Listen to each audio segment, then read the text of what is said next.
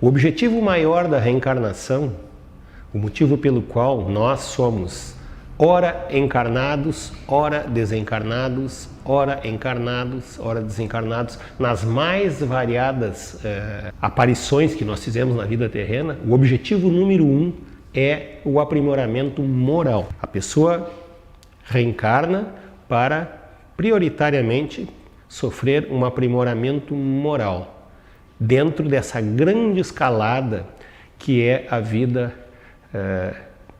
do espírito, desde que era uma pedra bruta, desde lá da pré-história, nós vamos sofrendo um processo de crescimento e o nosso objetivo maior é chegar à angelitude.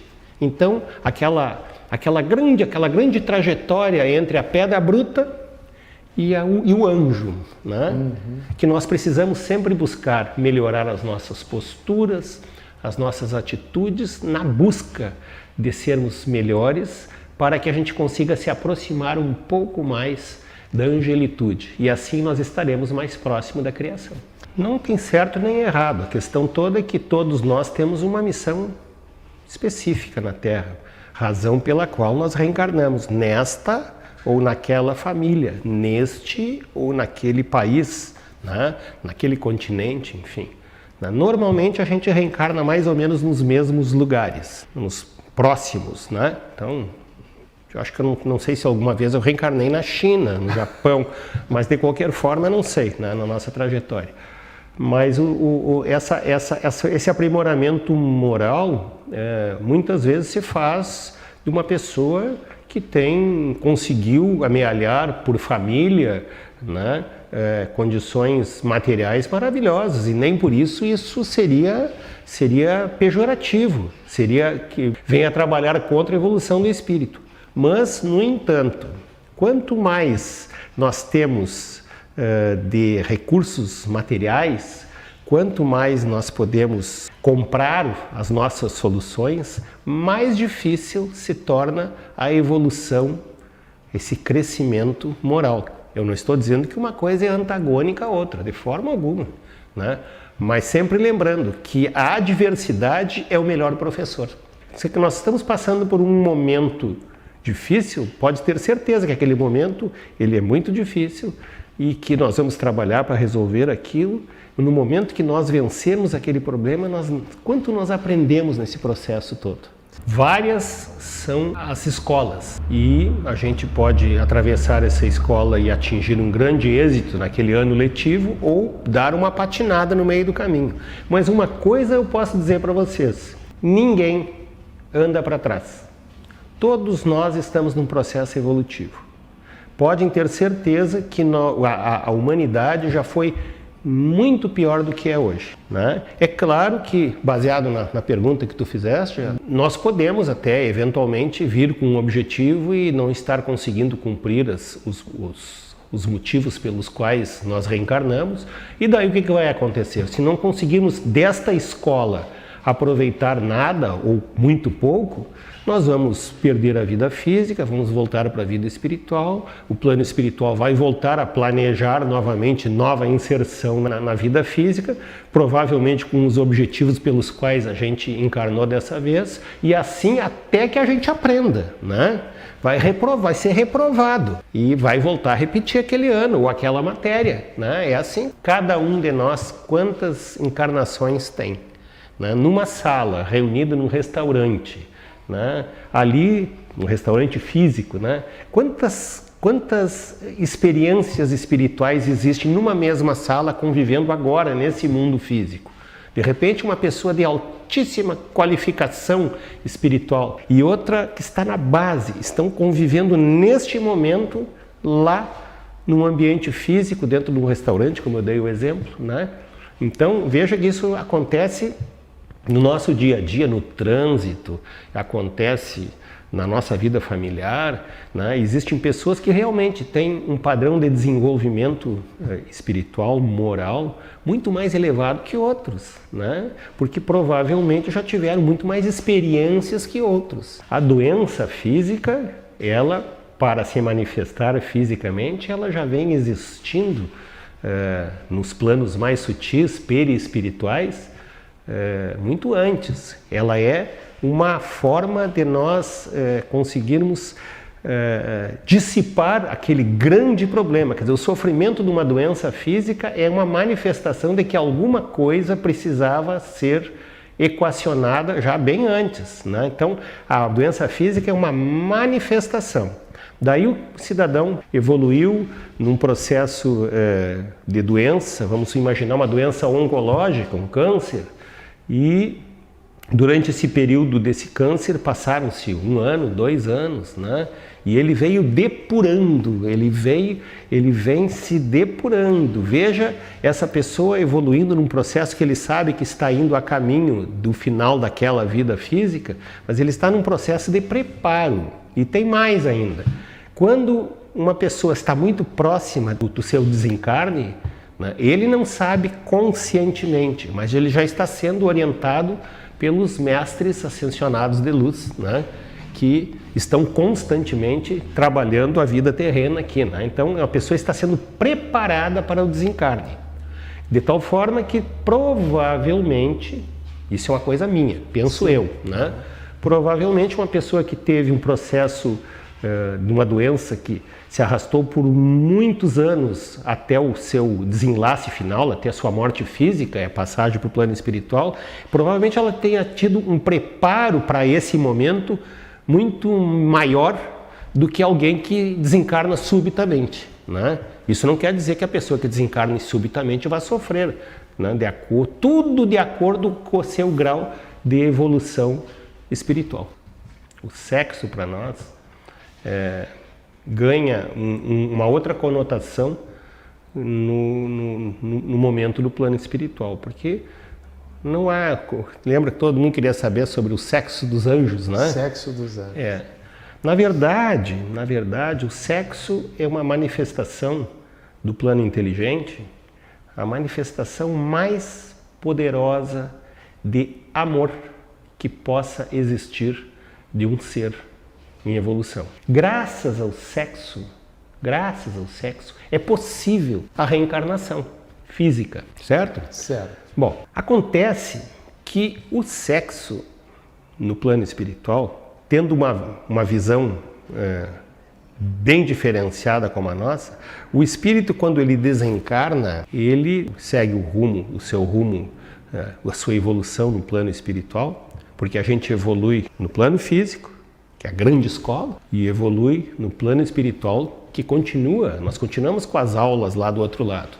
A questão toda é que chega um momento que nós precisamos encarnar novamente para cumprir esta ou aquela missão, e de acordo com o grau evolutivo de cada um, essa pessoa pode estar seguindo uma orientação do plano inteligente puramente, ou já estar seguindo desejos próprios. Eu preciso evoluir em tal sentido, eu preciso encarnar numa família assim, eu preciso ter tal deficiência para desenvolver tal habilidade. E no que diz respeito ao sexo, é muito interessante o fato de que, mesmo no plano espiritual, o espírito tem uma certa preferência por determinados sexos. Mas, eventualmente, numa vida necessária na Terra, ele encarnou como homem. Mas ele sempre gostou de encarnar como mulher. E daí, ele precisa exercer aquela função dele como homem, né? Pelo que eu consegui entender dessa obra do André Luiz, quer dizer, o André Luiz, através do Chico Xavier, a maneira da gente enxergar a homossexualidade na forma física e no plano espiritual e na filosofia espírita é muito diferente. O sexo vai muito além daquilo que a gente sabe por homem e mulher. O sexo é manifestação de amor, como eu já falei anteriormente. O sexo é divino. O sexo é divino, ele leu. Por isso, né? Ele leu, ele sabe, o sexo é divino. Exatamente. O sexo é a maior manifestação de amor, né? Então, dentro dessa ideia, quando se fala nas nossas preferências sexuais, tanto faz, né? O que importa é que nós encarnamos e estamos aqui para fazer o melhor que o nosso espírito possa fazer para melhorar da melhor forma possível moralmente. E cumprir a finalidade pela qual, no plano espiritual, existem as falanges, os grupos de espíritos com um grau de desenvolvimento um pouco acima do nosso, que nos ensinam muitas coisas nos mais variados setores. Da mesma maneira que na escola terrena nós temos o professor de história, geografia, de matemática, o de física, né? E tantos outros professores, né? Na vida espiritual também existe um grupo de pessoas que vai orientando o espírito para que ele vá buscando nessa grande trajetória entre a pedra bruta e o arcanjo, que ele vá buscando sempre a sua evolução. É claro que no plano físico nós temos uma escola muito mais próxima do nosso entendimento, mas no plano espiritual os ensinamentos só serão mais sutis, né? Quando eu falo mais sutis, eu quero dizer que é de espírito para espírito, né? Então não tem o peso da densidade do corpo. Todos voltados para o aperfeiçoamento moral. Essa é a nossa grande busca. Quando a gente reencarna, nós sofremos um processo de apagamento necessário das vidas anteriores. Já pensou se nós soubéssemos tudo que nós já fizemos no passado? Que problema, né? Então, nós sofremos um apagamento das vidas anteriores.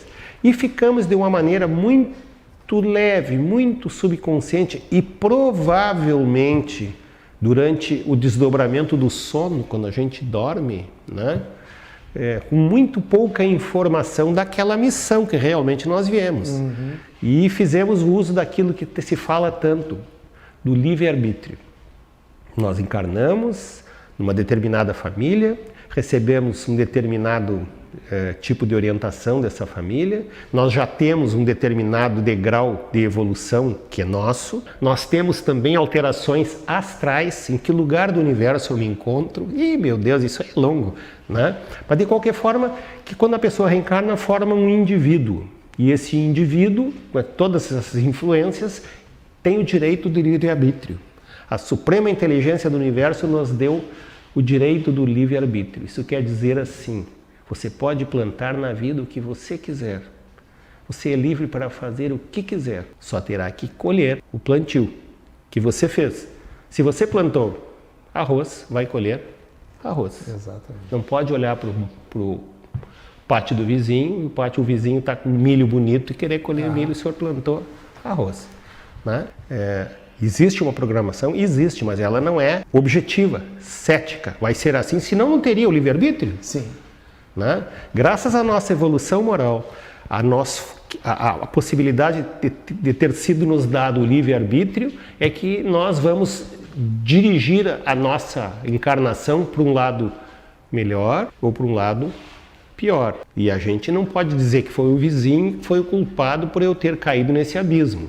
A gente cai naquele abismo ou vai para aquele paraíso pela ação do nosso livre-arbítrio. Então, a pessoa, quando reencarna, recebe o apagamento mental das vidas anteriores, ele não sabe necessariamente qual é o objetivo que ele entrou aqui. Conscientemente, de uma forma muito inconsciente, ele sabe qual é o destino que ele tem feito, né? Você me perguntou, quem é que pensa tudo isto?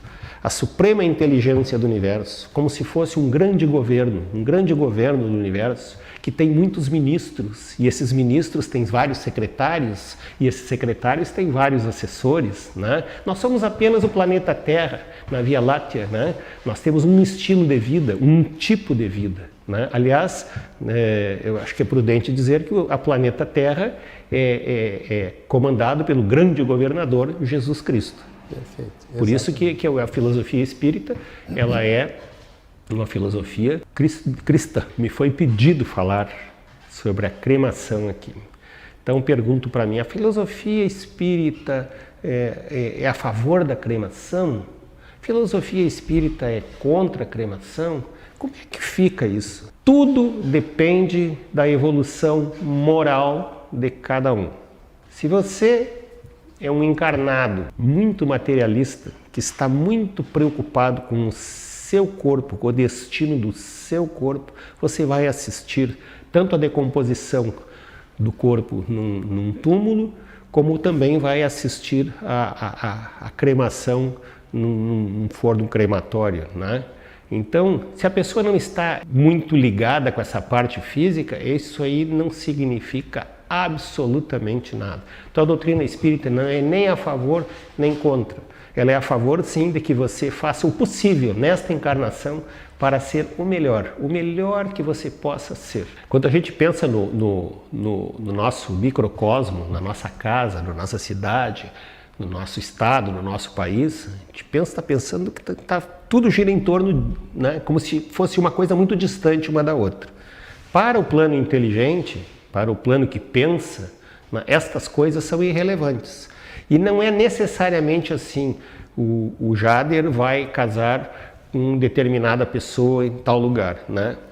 Assim, a missão do Jader é fazer tal coisa. Ele vai encarnar numa família que vai dar determinada formação para ele.